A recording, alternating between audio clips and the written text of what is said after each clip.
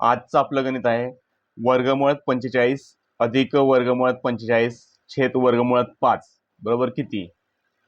तर आपल्याला आधी याचं सरळ स्वरूप द्यायचं आहे। तर बघूया आपण आता काय करू शकतो, याची फोड करावी लागेल आपल्याला।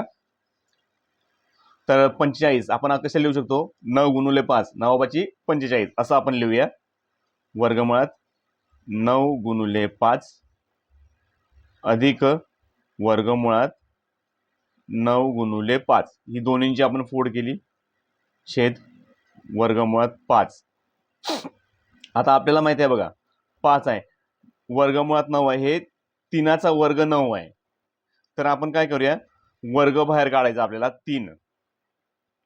हा 9चा वर्ग किती आहे, हा 3चा वर्ग 9 येतो, म्हणून 3 वर्गमुळात 5 अधिक या साईडला पण सेम आहे 3 वर्गमुळात 5 आणि खाली येईल वर्गमुळात 5। आता 3 आणि 3 यांची बेरीज होईल, झाले 6 वर्गमुळात 5 छेद वर्गमुळात 5। तर इथे वर्गमुळात 5 आणि वर्गमुळात 5 हा छेदातले आणि अंशातले कट झाले, तर याचं उत्तर आलेलं आहे 6।